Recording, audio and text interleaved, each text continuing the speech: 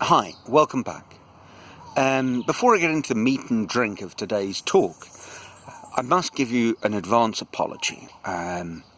There's absolutely no way, now that we're in the depths of the rainy season, well, actually it's just beginning, but it feels like the depths, one of Dante's circles of hell, because quite honestly there is not a point in the day or a spot on our land where there aren't small, annoying little flying, almost invisible black things buzzing around in my ear or generally making a nuisance of themselves. So if I wave my arms around, it will be because of a creature, and not I'm trying to make a subtle gesticulated point like that.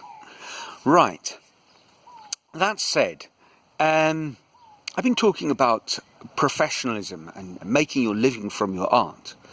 But obviously, part of the problem of this discussion, is that we can think of it in very restrictive all or nothing terms.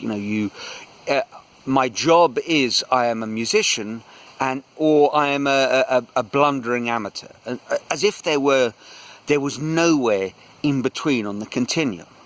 And even in more conventional professions, that is simply not true. If I think of my teaching, of course, there was a point when I was a mathematics student, and there was a point when I would have clearly identified myself as a mathematics teacher, and that was my job. And in between those points, there were moments when I was giving private lessons as a little thing on the side to earn beer money. There was a point when those little private lessons had become a small side hustle, earning enough money to get me from South Africa to England. There was a point where it was a big side hustle while I was teaching to complement my income. So it's quite a fluid business, and I think in creative endeavours all the more so. Thinking about it in very fixed 9 to 5 terms is one of the reasons we end up in this trap of saying that there's no money to be made in the arts. In some sense, that would mean that there's no money to be made in anything. If you defined money by a sufficiently large denomination and a profession requiring a sufficiently lengthy part of your day to qualify. And in fact, if we just look at a few historical examples, there are people who've produced quite marvellous and important works of art, creative outpourings, and it certainly wasn't their profession. I was listening to a very interesting short film on Franz Kafka. I didn't know too much about him, but I did know that the trial and the metamorphosis were groundbreaking pieces of literature. And we will describe things as being Kafkaesque. The truth was, Franz Kafka died at a very young age, 24. He'd been encouraged by a friend, I think his name was Max or Michael Max Brod, to publish some of his writings. It got nowhere. He gave up and worked for insurance companies and in deathly bureaucratic jobs, which I suppose fueled his art, the literature he produced. And he'd be working during the day, and at night he'd be writing.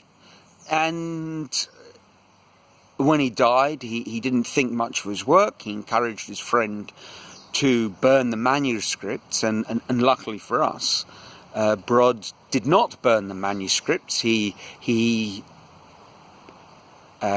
tidied them up in as much as put them in a form where a publisher could actually read them. and they became the body of his great work, and produced in a very short period of time with absolutely no financial return at all. So it is possible. Being professional is part of the story, but it's not a question of it being necessary or sufficient. It's a part of the story that overlaps with producing great art. And today, in our modern, more fluid economy, the idea of the side hustle and the jobbing economy, the sort of freelancer, has really taken a hold. Sometimes for slightly nefarious reasons. How much the driver in the network of Uber benefits from this new state of affairs, and how much the technology controllers benefit, well, that's a matter for someone else to consider in a different context. But the fact is that a lot of people do lots of different things, and putting them all together is how they navigate the world. And I think understanding this is important in terms of the budding artist or creative producer, their output. When you free yourself from the need of having to earn a living, or that even being a question, and work out really the issue is, how do I fit this into the life that I lead? It's very interesting, and it frees you up to actually focus on the work itself. So there we are. I think my message today, the core message, is that perhaps the discussion of being a professional in terms of monetary return is all a bit of a red herring. And my creative hero, Stephen Pressfield, in his book The War of Art, his idea of saying turning pro is really all about an attitude and a commitment to your work, rather than something to do with making money, is probably much more helpful. I did say, though, a hint at. I think this, at the same time, there's no getting away that this idea, this discussion of art in terms of making a living, is perhaps at the heart of another big myth, the struggling artist. And if we free ourselves from some of the more conventional restrictions of that discussion, we open ourselves up to interesting new creative possibilities. There's almost a slightly condescending view, for example, in visual arts, of the artist who makes a living, and the bulk of their earnings is actually from teaching in a school or a university, private lessons. And why should that be the case?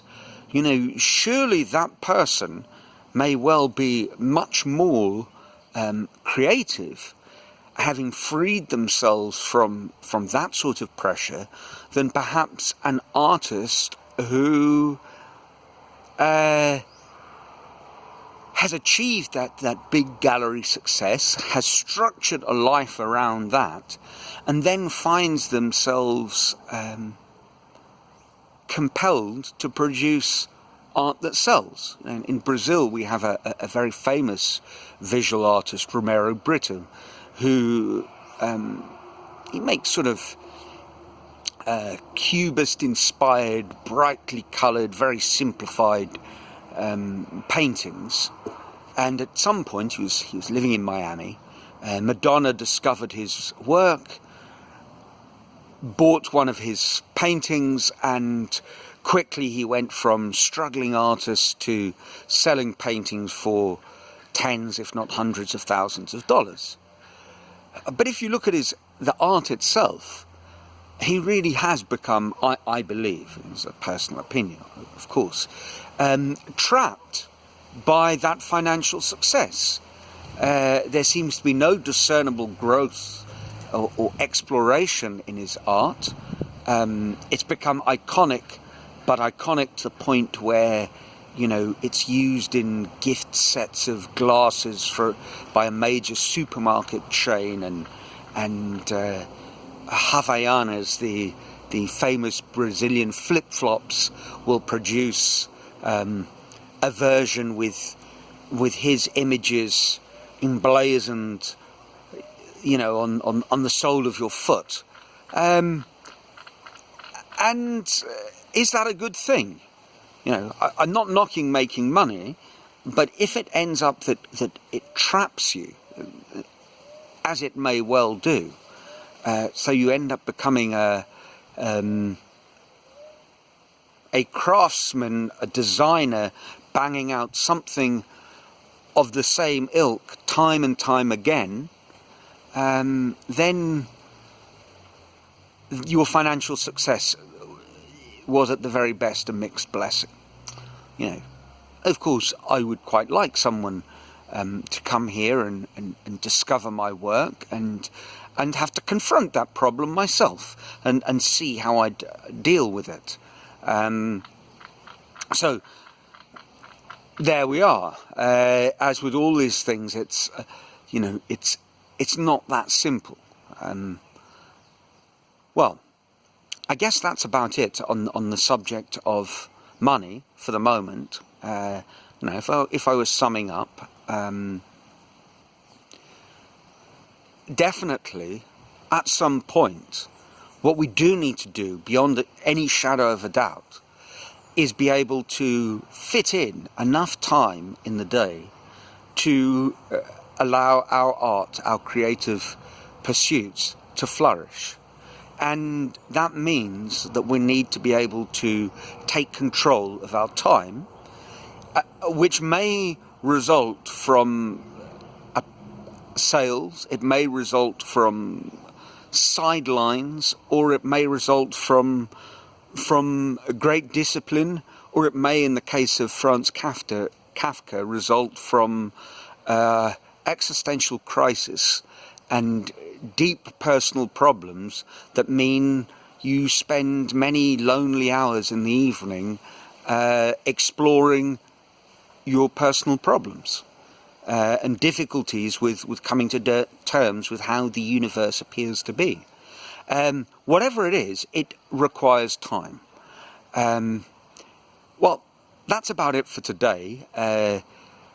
If this has been a little scattershot, it is because, quite frankly, I'm having great difficulty with the almost invisible to you, the viewer, cloud of creatures. So that's it. From a insect-filled Brazil. Until next week, I'd love to hear your comments, and ciao.